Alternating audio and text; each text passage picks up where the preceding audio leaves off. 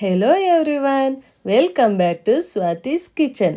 ನಾನಿವತ್ತು ಮಕ್ಕಳಿಗೆ ತುಂಬ ಇಷ್ಟ ಆಗುವಂಥ ಸನ್ಫ್ಲವರ್ ಇಡ್ಲಿ ಮಾಡಿದ್ದೀನಿ. ನೋಡಿ, ನೋಡೋಕ್ಕೆ ಎಷ್ಟು ಚೆನ್ನಾಗಿದೆ ಅಲ್ವಾ? ಮಕ್ಕಳಿಗೆ ಡೈಲಿ ಒಂದೇ ಥರ ಇಡ್ಲಿ ಮಾಡಿಕೊಡ್ತಿದ್ದೀರಾ? ನಾನಿವತ್ತು ಒಂದು ಸ್ವಲ್ಪ ಡಿಫ್ರೆಂಟಾಗಿ ಸ್ಪೆಷಲ್ ಆಗಿರಲಿ ಅಂತ ಅದೇ ಇಡ್ಲಿ ಹಿಟ್ಟಲ್ಲಿ ಈ ಥರ ಕಾರ್ನ್ ಇಟ್ಬಿಟ್ಟು ಇಡ್ಲಿ ಟ್ರೈ ಮಾಡಿದ್ದೀನಿ. ಇಡ್ಲಿನೇ ಇಷ್ಟ ಇಲ್ಲ ಅನ್ನೋ ಮಕ್ಕಳು ಕೂಡ ತುಂಬ ಖುಷಿಯಾಗಿ ಇಷ್ಟಪಟ್ಟು ತಿಂತಾರೆ. ಇದಕ್ಕೆ ನಾನೇ ಗ್ಯಾರಂಟಿ, ಯಾಕಂದರೆ ನನ್ನ ಮಕ್ಕಳು ಕೂಡ ಅಷ್ಟೇ ಇಷ್ಟಪಟ್ಟು ತಿಂದಿದ್ದಾರೆ. ಹಾಗಾದರೆ ಬನ್ನಿ ಹೇಗೆ ಮಾಡಿದೆ ಅಂತ ನೋಡೋಣವಾ? ನಾನಿಲ್ಲಿ ಒಂದು 4 ಕಪ್ಪಷ್ಟು, ನೋಡಿ ತುಂಬ ಚಿಕ್ಕ ಗ್ಲಾಸು ಕಾಫಿ ಕುಡಿತಿದ್ದೀವಲ್ಲ ಆ ಗ್ಲಾಸಲ್ಲಿ 4 ಕಪ್ಪಷ್ಟು ಅಕ್ಕಿನ ಹಾಕೊಳ್ತಿದ್ದೀನಿ. ಇದು ಕಂಪ್ಲೀಟ್ ರೇಷನ್ ಅಕ್ಕಿ ಆಗಿರುತ್ತೆ, ಬೇರೆ ಯಾವುದೇ ಅಕ್ಕಿ ಯೂಸ್ ಮಾಡಿಲ್ಲ. ಬರೀ ರೇಷನ್ ಅಕ್ಕಿ ಯೂಸ್ ಮಾಡಿನೇ ಸಾಫ್ಟಿ ಆಗಿರೋ ಸ್ಪಾಂಜ್ ಆಗಿರೋ ಇಡ್ಲಿನ ಹೇಗೆ ಮಾಡ್ತೀವಿ ಅಂತಲೂ ಇದರಲ್ಲಿ ನೀವು ನೋಡ್ಕೋಬೋದು. ನೋಡಿ, 4 ಕಪ್ಪಷ್ಟು ಅಕ್ಕಿ ತೊಗೊಂಡಿದ್ದೀನಿ. ಅದರಲ್ಲೇ 1 ಕಪ್ಪಷ್ಟು ಉದ್ದಿನ ಕಾಳನ್ನ ತೊಗೊಂಡಿದ್ದೀನಿ. ಅದರಲ್ಲಿ 1-2 ಟೇಬಲ್ ಸ್ಪೂನಷ್ಟು ಸಬ್ಬಕ್ಕಿನ ತೊಗೊಂಡಿದ್ದೀನಿ. ನೆಕ್ಸ್ಟ್ ಒಂದು 3/4 ಕಪ್ಪಷ್ಟು ಗಟ್ಟಿ ಅವಲಕ್ಕಿನ ತೊಗೊಂಡು ಹಿಂಗೆ 4ಕ್ಕೂ ಒಂದೇ ಪಾತ್ರೆಗೆ ಹಾಕೊಂಡು ಮಿಕ್ಸ್ ಮಾಡಿಕೊಂಡು ನೀಟಾಗಿ ಒಂದು 5 ಸಲನಾದರೂ ಹೀಗೆ ನೀಟಾಗಿ ತೊಳ್ಕೊಬೇಕಾಗುತ್ತೆ. ಯಾಕಂದರೆ ರೇಷನ್ ಅಕ್ಕಿ ಬೇರೆ ಅಲ್ವಾ, ತುಂಬ ಡಸ್ಟು ಧೂಳು ಜಾಸ್ತಿ ಇರೋದ್ರಿಂದ ನೀಟಾಗಿ ಒಂದು 4-5 ಸಲ ನೀಟಾಗಿ ತೊಳ್ಕೊಳ್ಳಿ. ನಾನಿಲ್ಲಿ 5 ಸಲ ತೊಳ್ಕೊಂಡಿದ್ದೀನಿ. ನೋಡಿ, ಎಷ್ಟು ಕಸ ಇದೆ ಅಂತ ಫುಲ್ಲು ವೈಟಾಗಿ. ಈಗ 5 ಸಲ ತೊಳೆದಿದ್ದಾದಮೇಲೆ ನೋಡಿ ಎಷ್ಟು ಟ್ರಾನ್ಸ್ಪರೆಂಟಾಗಿ ಕ್ಲಿಯರ್ ಆಗಿದೆ. ಈಗ ನಾನು ಇದನ್ನು ಒಂದು 7-8 ಅವರಷ್ಟು ನೆನೆಯೋಕ್ಕೆ ಇಡ್ತಿದ್ದೀನಿ. ನಿಮ್ಮ ಹತ್ರ ಟೈಮ್ ಇಲ್ಲ ಅಂದರೆ ಏನೊಂದು 2-3 ಅವರ್ಗೆಲ್ಲ ಇದು ಆಗೋಗುತ್ತೆ. ನೆಕ್ಸ್ಟು ನಾನಿಲ್ಲಿ ರುಬ್ಕೊಂಡು ಒಂದು ಸ್ಟೀಲ್ ಬಾಕ್ಸ್ಗೆ ಹಾಕ್ಕೊಳ್ತಿದ್ದೀನಿ. ನೋಡಿ, ನಾನೀಗ ಒಂದು ದಿನಕ್ಕಷ್ಟೇ ಹಿಟ್ಟನ್ನ ರೆಡಿ ಮಾಡ್ಕೊಳ್ತಿದ್ದೀನಿ. ಜಾಸ್ತಿ ದಿನ ಇಟ್ಟು ನಾನು ಯೂಸ್ ಮಾಡಲ್ಲ. ಅವತ್ತೇನಿದೆ ಅವತ್ತಿನ ದಿನದಷ್ಟೇ ಆಗಿರುತ್ತೆ. ಅದಕ್ಕೆ ನನಗಿದು ಒಂದು ದಿನಕ್ಕೆ ಕರೆಕ್ಟ್ ಆಗುತ್ತೆ. ಸೊ ನಾನು ಇಷ್ಟು ಮಾತ್ರ ಹಾಕ್ಕೊಂಡಿದ್ದೀನಿ. ನಾನು ಈಗಲೇ ಉಪ್ಪಾಕಿ ನೋಡಿ ಹಿಂಗೆ ನೀಟಾಗಿ ಕೈಯಲ್ಲೇ ಮಿಕ್ಸ್ ಮಾಡ್ಕೊಳ್ತಿದ್ದೀನಿ. ಈಗ ಚಳಿ ಬೇರೆ ಇರೋದ್ರಿಂದ ಅದು ಬೇಗ ಉಬ್ಬಿ ಬರಲ್ಲ ಅಂತ. ಮತ್ತು ನಾನಿಲ್ಲಿ ಯಾವುದೇ ಸೋಡಾ ಏನು ಯೂಸ್ ಮಾಡಿಲ್ಲ. ನೋಡಿ, ಇದು ಆಗಿದೆ, ನೈಟ್ ರುಬ್ಬಿಟ್ಟಿರೋದು. ಇವಾಗ ಒಂದು 8 ಅವರ್ ಆಗಿದೆ. ನೀವೇ ನೋಡ್ತಾ ಇರ್ಬೋದು ಎಷ್ಟು ಚೆನ್ನಾಗಿ ಬೆಣ್ಣೆ ಥರ ಕಾಣಿಸ್ತಿದೆ ನೋಡಿ.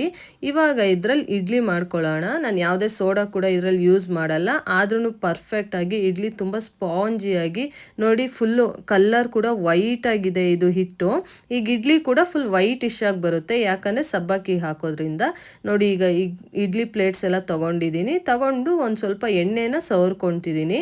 ಈ ಚಿಕ್ಕ ಇಡ್ಲಿ ಪ್ಲೇಟ್ಸ್ ಏನಕ್ಕೆ ಅಂದರೆ ನನ್ನ ಮಕ್ಕಳಿಗೆ ತುಂಬ ಇಷ್ಟ ಆಗುತ್ತೆ ಅಂತ ಚಿಕ್ಕ ಇಡ್ಲಿ ಪ್ಲೇಟ್ಸ್ನ ತೊಗೊಂಡಿದ್ದೀನಿ.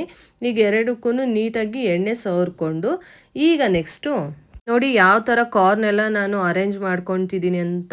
ಇದು ಹೇಳಬೇಕು ಅಂದರೆ ತುಂಬ ಕಷ್ಟ ಈ ಥರ ಇಟ್ಕೊಳ್ಳೋಕ್ಕೆ, ಯಾಕಂದರೆ ನಂದು ಫುಲ್ಲು ಹಿಂಗೆ ಒಳಗಿದೆ. ಇಡ್ಲಿ ಅಂದರೆ ದಪ್ಪ ದಪ್ಪ ಇಡ್ಲಿನೇ ಆಗುತ್ತೆ, ಚಿಕ್ಕ ಇಡ್ಲಿನೂ ಆದರೂ ಜಾಸ್ತಿ ಇಟ್ಟೆ ಇಡಿಸುತ್ತೆ. ಅದಕ್ಕೇನಾದ್ರು ನನಗೆ ಕಷ್ಟ ಆಯಿತೋ ಏನೋ ಗೊತ್ತಿಲ್ಲ. ನೀವು ಹಾಕ್ಕೊಳ್ಳೋದಾದರೆ ಈಗ ನಾನು ನೆಕ್ಸ್ಟು ಈ ಥರ ಒಂದು ಬ್ಯಾಚ್ ಮಾಡಿ ಇನ್ನೊಂದು ಥರ ಬ್ಯಾಚು ಫಸ್ಟೇ ಇಡ್ಲಿ ಹಾಕ್ಬಿಟ್ಟು ಆಮೇಲೆ ಕಾರ್ನ್ ಇಟ್ಟಿನೂ ತೋರಿಸಿದ್ದೀನಿ. ನಿಮಗೆ ಯಾವ್ದು ಅನುಕೂಲ ಅನಿಸುತ್ತೆ ಅದನ್ನು ಮಾಡ್ಕೊಳ್ಳಿ. ನೋಡಿ, ನಾನಿಲ್ಲಿ ಇದು 4 ಇಡೋಕ್ಕೇ ನನಗೆ ತುಂಬ ಟೈಮ್ ಹಿಡಿಸ್ಬಿಡ್ತು. ಟೈಮ್ ಬೇರೆ ಆಗಿಬಿಟ್ಟಿತ್ತು ಅವತ್ತು. ಅದಕ್ಕೆ ನಾನು ಅರ್ಜೆಂಟಲ್ಲೇ ಮಾಡ್ಕೊತಿದ್ದೆ. ತುಂಬಾ ಟೈಮ್ ಹಿಡಿಸುತ್ತೆ ಇದು. ನೀವು ಇನ್ನೊಂದು ಥರ ಇಡ್ಲಿ ಹಿಟ್ಟನ್ನ ಫಸ್ಟ್ ಹಾಕ್ಬಿಟ್ಟು ಆಮೇಲೆ ಈ ಥರ ಕಾರ್ನ ಜೋಡಿಸ್ಕೊಂಡ್ರೆ ನಿಮಗೆ ಈಸಿ ಆಗುತ್ತೆ. ನೋಡಿ, ನಾನಿಲ್ಲಿ ಜೋಡಿಸ್ಕೊಳ್ತಿದ್ದೀನಲ್ಲ. ಈಗ ನೆಕ್ಸ್ಟು ಇಡ್ಲಿ ಹಿಟ್ಟನ್ನ ಹಾಕ್ಕೋಬೇಕು. ನೋಡಿ, ನಿಧಾನಕ್ಕೆ ಸ್ವಲ್ಪನೇ ಹಾಕ್ಕೋಬೇಕು. ಒಂದು ಅರ್ಧ ಆಗೋಷ್ಟು ಹಾಕ್ಕೊಂಡ್ರೆ ಸಾಕಾಗುತ್ತೆ, ಜಾಸ್ತಿ ಏನು ಹಾಕ್ಕೊಳ್ಳೋದು ಬೇಡ.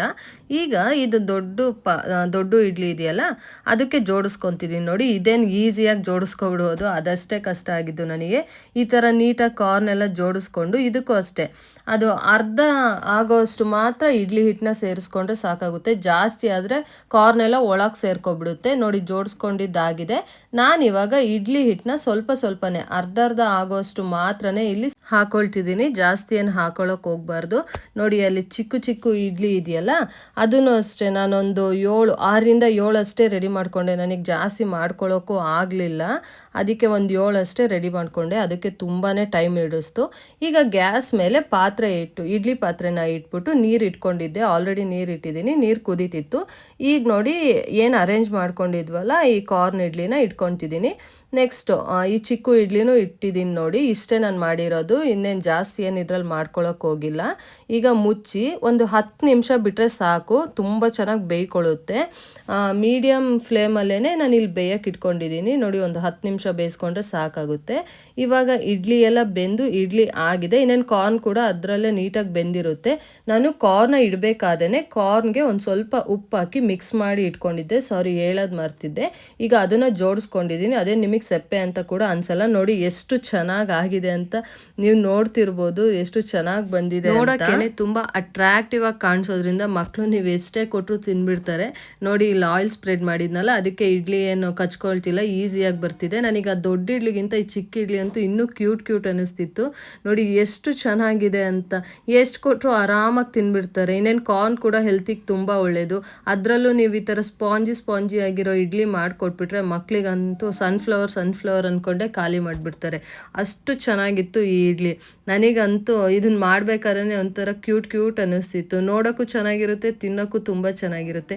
ಇದ್ರ ಜೊತೆ ಚಟ್ನಿ ಇಲ್ಲಾಂದರೆ ಯಾವುದಾದ್ರು ಜಾಮ್ ಕೊಟ್ರೂ ಆಯಿತು, ಆರಾಮಾಗಿ ಮಕ್ಕಳು ತಿನ್ಕೊಟ್ಬಿಡ್ತಾರೆ. ತುಂಬಾ ಚೆನ್ನಾಗಿದೆ. ನನಗೆ ಇದನ್ನು ತಿನ್ನೋಕ್ಕೆ ಮನ್ಸು ಬರ್ತಿರ್ಲಿಲ್ಲ, ಯಾಕಂದರೆ ನೋಡೋಕ್ಕೆ ಇಷ್ಟೊಂದು ಚೆನ್ನಾಗಿದೆಯಲ್ಲಪ್ಪ, ಹೆಂಗಪ್ಪ ತಿನ್ನೋದು ಅಂತ ಅಂದ್ಕೊಳ್ತಿದ್ದೆ. ಅಷ್ಟು ಚೆನ್ನಾಗಿ ಕಾಣಿಸ್ತಿತ್ತು ಈ ಸನ್ಫ್ಲವರ್ ಇಡ್ಲಿ. ನೋಡಿ ನೀವು ಇದನ್ನ ಒಂದ್ಸಲ ಮಕ್ಕಳಿಗೆ ಮಾಡಿಕೊಡಿ, ತುಂಬಾ ಇಷ್ಟಪಟ್ಟು ತಿಂತಾರೆ. ಅಷ್ಟೇ ಅಲ್ಲದೆ ಅಪ್ರಿಷಿಯೇಟ್ ಕೂಡ ಮಾಡ್ತಾರೆ, ಮಮ್ಮಿ ತುಂಬ ಚೆನ್ನಾಗಿ ಮಾಡಿದ್ದೆ ಅಂತ. ನಾನೀಗ ನೆಕ್ಸ್ಟ್ ಇಡ್ಲಿ ಬ್ಯಾಚ್ಗೆ ಫಸ್ಟೇ ಇಡ್ಲಿ ಬ್ಯಾಟರ್ನ ಹಾಕ್ಕೊಂಡು ಈ ಥರ ಕಾರ್ನ ಅರೇಂಜ್ ಮಾಡ್ಕೊಂಡಿದ್ದೀನಿ ನೋಡಿ. ಯಾವ ಥರ ಬೇಕಾದರೂ ಈ ಥರ ಅರೇಂಜ್ ಮಾಡ್ಕೋಬೋದು. ಈ ಥರ ಫಸ್ಟೇ ಇಡ್ಲಿ ಬ್ಯಾಟರ್ನೆಲ್ಲ ಹಾಕ್ಕೊಂಡು ನೋಡಿ ಈ ಥರ ನೀಟಾಗಿ ಅರೇಂಜ್ ಮಾಡ್ಕೊತಿದ್ದೀನಿ. ಇದೇ ಈಸಿ ಅನಿಸುತ್ತೆ, ಅದು ತುಂಬಾ ಕಷ್ಟ ಇರುತ್ತೆ. ಹೇಗೆ ಇಟ್ಟರು ಕೂತ್ಕೊಳ್ಳೋದೇ ಇಲ್ಲ, ಬಿದ್ದು ಹೋಗುತ್ತೆ. ಬಟ್ ಅದು ನೋಡೋಕ್ಕಂತೂ ಅದು ತುಂಬ ಚೆನ್ನಾಗಿರುತ್ತೆ. ಇದೇನು ಅಷ್ಟು ಚೆನ್ನಾಗೂ ಬರಲ್ಲ ನೋಡಿ. ನಾನು ಅಷ್ಟೊಂದೇನು ಜೋಡ್ಸೋಕ್ಕೂ ಹೋಗಿಲ್ಲ. ಇಲ್ಲಿ ಒಂದೊಂದು ಯಾವ್ಯಾವ ಥರ ಬೇಕು ಒಂದೊಂದು ಥರ ಡಿಫ್ರೆಂಟಾಗಿ ಇಟ್ಕೊತಿದ್ದೀನಿ. ಇದನ್ನು ಇವಾಗ ಒಂದು 10 ಮಿನಿಟ್ಸ್ ಬೇಯಿಸ್ಕೊಂಡಿದ್ದೀನಿ ನೋಡಿ. ಇದು ಎಷ್ಟು ಚೆನ್ನಾಗಿ ಬಂದಿದೆ, ಒಂದೊಂದು ಶೇಪಲ್ಲಿ ಬಂದಿದೆ. ಕಣ್ಣಿಗೆ ನಾನು ಇಲ್ಲಿ ಇಟ್ಟಿರೋದು ಕರಿ ಎಳ್ಳು. ನೀವು ಬೇಕಾದ್ರೆ ಸಬ್ಜಾ ಸೀಡ್ಸು, ಚಿಯಾ ಸೀಡ್ಸ್ ಯಾವ್ದು ಬೇಕಾದ್ರೂ ಇಲ್ಲಿ ಯೂಸ್ ಮಾಡ್ಕೊಳ್ಳಿ. ನೋಡಿ ಒಂದು ಶೇಪಲ್ಲಿ ಮಾಡಿದ್ದೀನಿ. ನಿಮ್ಗೇನಾದ್ರು ಈ ವಿಡಿಯೋ ಇಷ್ಟ ಆಗಿದೆ ಪ್ಲೀಸ್ ಸಬ್ಸ್ಕ್ರೈಬ್ ಮಾಡ್ತಾ ಇರೋರು ಸಬ್ಸ್ಕ್ರೈಬ್ ಮಾಡ್ಕೊಂಡು ನೋಡಿ. Thank you for watching.